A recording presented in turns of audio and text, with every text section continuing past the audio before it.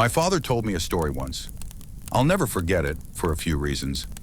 I think it's the first story he ever told me as a child. It's also the story of how my grandfather died. But honestly, that isn't the reason. You hear stories on TV, or sometimes you overhear something in a public place. People talk about ghosts and aliens, and you think to yourself, that ain't real. They're making it up, or they're mistaken, or they're crazy, or something like that. You just can't believe it until something happens. Something that brings it all together, connects the dots in a way you didn't think of before. Maybe it happens to you. Maybe you hear the same story again and again, happening to different people. It doesn't take long for the world to become a lot bigger than you thought it was.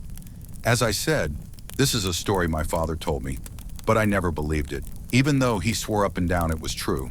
It wasn't until I started clicking around the internet I started to believe. I started to hear other stories just like the one my father told me. It didn't take me long to believe in the rake. That's not what my father called it, of course.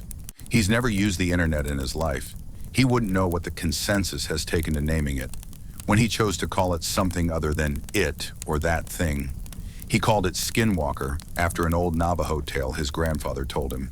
But I'll tell you the story, the way he told it to me. We were out hunting one night, he'd tell me. Coyotes. We'd kill them for $50 a skin. They lived on a dairy farm in Ohio. They'd kill calves sometimes. We'd do it every night because we needed the money. Sometimes while we were out, we'd come on a deer and kill it. Our landlord didn't mind, and it could have fed our family for a few nights and save us some money. Anyway, we were done making our rounds and heading home walking because we didn't have a car or some four-wheeler back then. We cut through the woods. That's when we came up on it. Blood everywhere, splattered on the trees and the grass in the creek, everywhere. At first, we figured it was a pack of coyotes. We'd seen it sometimes. They can't scavenge and start hunting deer or cattle. The worst was when they bred with feral dogs. But this wasn't like that. See, when a pack of dogs or wolves or coyotes attack something, they do it right. They'll pick off one that's weak or sick or old or just small. They'll hunt it, draw it into a corner, someplace it can't get out off, and they'll run it right to the biggest one, the alpha. And that deer will never see that alpha. It might hear it, but it won't see it. It'll just notice that its throat is gone, and then it'll drop dead. It's quick, it's clean. That wasn't what happened here. Something had run up on a den of deer. Coyotes won't attack a den, wolves neither, because they'd get too much of a fight. There were three bodies, just torn apart. You'd see a head here, a leg here, a torso there. Predators don't do that. They don't leave behind scraps. What had done this hadn't done it for food. It had done it for fun. But we didn't know that. We saw a bunch of carcasses and we think it's something we gotta take care of. I remember my dad telling me to go home. He thought it was a pack of feral dogs. But I wasn't leaving him, and I damn sure wasn't walking through 2 miles of woods alone, with nothing but a .22 and a pocket knife.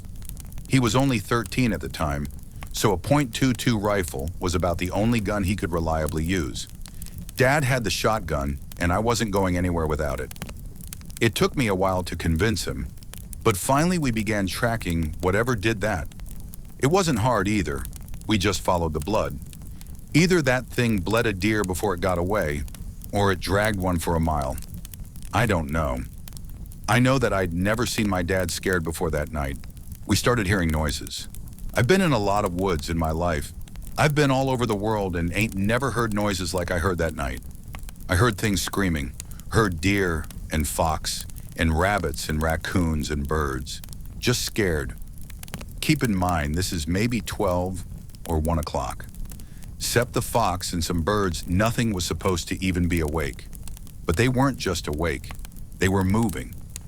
I saw flocks of birds that night fly straight into trees just trying to get out of there. We came up on a pack of coyotes, nearly shot a couple thinking it was what we were looking for us. But then we saw they were running towards us. They ran right past us, didn't even notice. Then some deer did the same. Then some rabbits, squirrels, foxes, even a couple wild hogs. These things were supposed to be eating each other, and the only thing they cared about was getting out of there. We should have put it together, that maybe whatever we were tracking, it wasn't something we were supposed to see. and it wasn't something we could kill. I don't know why we didn't just go home. I guess we were curious. I think that was my dad's nature, to go toward trouble, to fight. And knowing what I knew about what my father did during the war, my nature was to stay close to him. We finally get into an open valley. It was normally a soy field, but it wasn't in season, so it was just flat dirt. We saw the tracks then. A lot of the animals fleeing the forest had paved over the land, but where that deer blood was, nothing had taken a single step, like they were leaving it for us to find. The tracks were shallow. Whatever it was couldn't have weighed more than 100 pounds, but that didn't mean much. A bobcat weighing 40 pounds wet nearly tore out my damn throat once. All that means is that it's quick and hard to hit. So we follow the tracks, and it doesn't take us long to find where it is. There's this old schoolhouse that sits on the top of a hill. Half of it had been ripped out by a tornado, but nobody lived there. Not for a long time. We caught homeless people in there, sometimes, or druggies looking for a safe place to shoot up. We figured maybe that was it. Maybe it was some sick kid riding a high. But we didn't think that for long. We get within 50 yards and we hear this noise, a screeching kind of sound. It was sort of made up of two different sounds. One was a high-pitched screech, another was a low-pitched growl. It was making both at the same time. We get within 20 yards and we hear this sound. I can remember thinking that it sounded like paper being torn apart, while someone was swinging water in a bucket back and forth. Dad looks at me, kneels down and whispers, "I gotta stay behind him because we're about to corner him. Any animal will fight when it's cornered, especially when it's a predator, but we can tell by the tracks that it's just one." He tells me it's probably a single, feral dog, probably rabid. The plan is to sneak up on it while it's eating, shoot it, and then keep shooting it till it don't move anymore, then slit its throat. If it gets to Dad, it's my job to shoot it or stab it to get it off him. So he walks up and I'm right behind him, just a tad to his side, so I can see what it is. I wish to this day I hadn't. It was leaning over a carcass, tears off its flesh, and throws what it doesn't nibble at aside. There's blood all over the brick, glistening in the moonlight. It's pale white, human-looking, but not quite human. It had arms and legs like a human, but it sat like a monkey, hunched over. Its hands weren't normal. It had long fingers with claws at the end. So we see that, and my dad hesitates. He wasn't about to fire on a person, so he clears his throat to try get it to turn around. I swear to God, all the noise just ceased. I ain't ever heard true silence before that, and not after it. But for 2 seconds, nothing made any noise, which made it all the louder when it turned around, made this shrill cry, and jumped on Dad. He got a shot off. I think he missed. If he hit the thing, it didn't mind. But it was on him, tears parts of him off. I start shooting it with the .22, point blank, but it barely bled the thing. I got off 5 rounds and then I started hitting it with the gun butt, but it wasn't budging. It didn't even register that I was there. It clawed at my dad, taking off bits of his flesh. It started on his torso, ripping off the skin, his tit. Then it moved up. It tore off his throat. It tore off his nose, his eyes. It scalped him. Then it started digging in and ripped off the bottom half of his jaw, the little bones in that tube in your neck, then his ribs. I don't exactly remember what happened, but somehow my dad's knife ends up in this thing's shoulder, and my dad ends up on my back. I'm running, and by God, I'm running faster than I'd ever run before or after, and it's following me. I end up back in the woods opposite the ones we've been in. I'm heading towards my landlord's house because it's half a mile away. I can hear this thing, screeching and moaning. I hear the tree branches crack and get thrown around.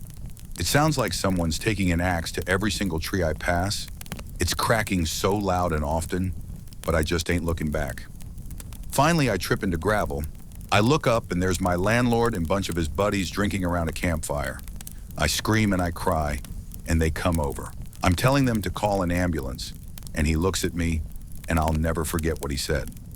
"What is that on your back?" he asked me. Just as he said it, he saw. One of those god-awful flannel shirts my dad wore everywhere. It was what was left of my dad. Most of his head, his torso, but nothing after the waist. Suddenly we hear it, screeching. He grabs me. My dad gets thrown on the ground. I'm fighting him, crying, because I think we can still save him, somehow. But my dad had been gone before I ever picked him up. He has to pick me up and throw me inside before I come with him. He and his buddies were all inside, and they're locking doors and getting guns. The landlord's asking me, what happened? What happened? But I just don't know what to tell him. He pieced enough of it all together to understand that there was something dangerous there. All the lights in the house are on, and someone calls the cops.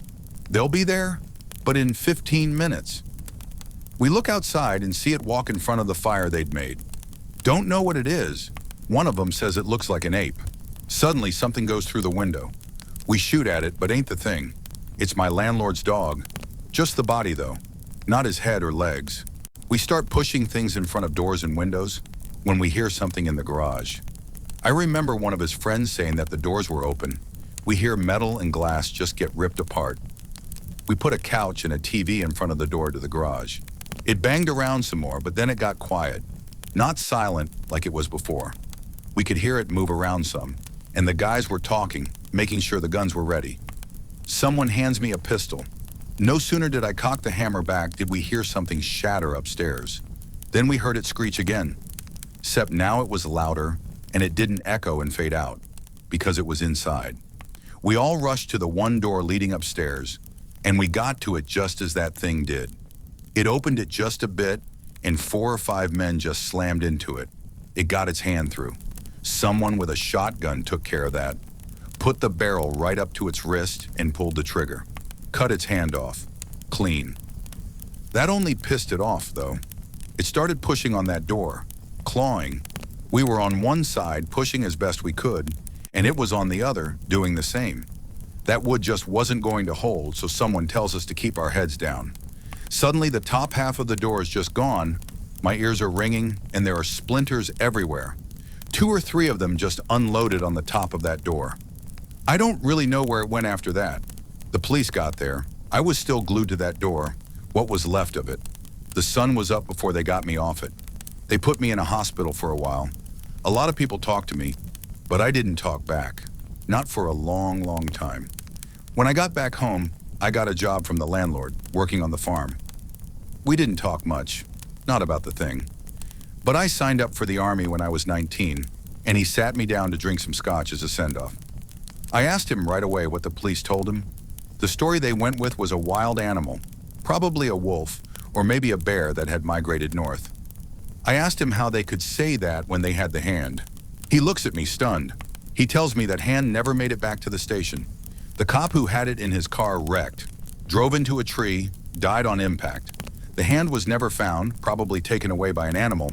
The cops, when they would acknowledge the hand existed at all, said it was simply the paw of a bear that looked like a human hand. I never talked to the landlord again. He went missing when I was in basic. The cops never found him. They said he owed some people some money and just ran away, but I don't think it's that simple. I never went back to those woods. I wouldn't even if I had the whole goddamn U.S. Army at my back. But that was a lie. When my mother died, I don't think my father felt he had anything left, and that he might as well settle old scores. He went to those woods. He never came back. The FBI was called. They did a show for everyone involved. But I knew they weren't really looking. I had to get one drunk and slip him a few 50s before he finally told me that they get a few calls about those woods every year, about someone up and vanishing. But that was all he wanted to tell me. Before he got up and left with the rest of his team, he wrote "The Rake" onto a napkin. I didn't know what it meant until I searched for it on the internet. Honestly, I would have rather not known.